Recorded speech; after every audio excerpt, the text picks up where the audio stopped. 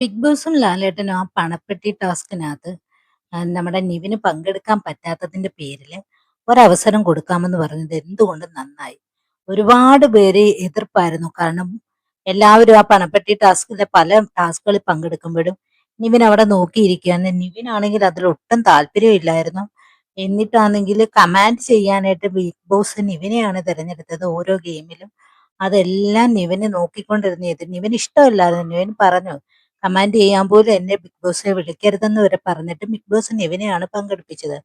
എന്നിട്ട് പല അവസരങ്ങളിൽ നിവിനാന്നെ അതിൽ പങ്കെടുക്കാനും ശ്രമിച്ചിട്ടുണ്ട്, തമാശ എന്ന രീതിയിൽ. അപ്പൊ പുള്ളിക്കാരന് കടുത്ത വേദനയിലുണ്ടായിരുന്നു. പണപ്പെട്ടി ടാസ്കുകളിൽ പങ്കെടുത്ത് 1 രൂപ എങ്കിലും വാങ്ങാൻ പറ്റിയെങ്കിൽ എന്നുള്ള ഒരു ആഗ്രഹം പുള്ളിക്കാരന്റെ ഉള്ളിലുണ്ടായിരുന്നു. എന്തായാലും ബിഗ് ബോസ് ആ ഒരു അവസരം തിരിച്ചു നൽകിയിരിക്കുന്നു. എന്തായാലും കാർ ടാസ്ക് ആണ് കൊടുത്തിരിക്കുന്നത്. ഇന്നത്തെ ദിവസം ആയിരിക്കും ആ ടാസ്ക് നടക്കാൻ പോകുന്നത്. ഉം, ഒരുപക്ഷെ പുള്ളിക്കാരൻ പോയി എടുത്തിട്ട് തിരിച്ചു വന്നിട്ടുണ്ടാവാം. ഇല്ലെങ്കിൽ പിന്നെ ഇന്നിപ്പോ ഡേഞ്ചർ സോണിൽ നിൽക്കുന്ന 3 പേരിൽ നിവിൻ നിൽക്കുന്നുണ്ടല്ലോ. അപ്പൊ ആ ടാസ്ക് ഗംഭീരമായിട്ട് നിവിൻ പൂർത്തീകരിച്ചു എന്ന് പ്രതീക്ഷിക്കുന്നു. നാളെ എന്ന് പറഞ്ഞപ്പം ഞായറാഴ്ച ദിവസം ഇന്നാവാനാണ് സാധ്യത. അല്ലാതെ നാളെ എന്ന് ഉദ്ദേശിച്ചത്, കാരണം ശനിയാഴ്ച ദിവസം ഷൂട്ടിംഗ് ഫുള്ള് കഴിയുന്നില്ലേ. അപ്പം അത് തിങ്കളാഴ്ച ആവാനുള്ള സാധ്യതയും ഇല്ല.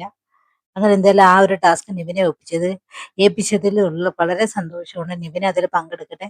പുള്ളിക്കാരനും എന്തെങ്കിലും ഒരു കൈപ്പണം കിട്ടട്ടെ എന്ന് പ്രതീക്ഷിക്കുന്നു.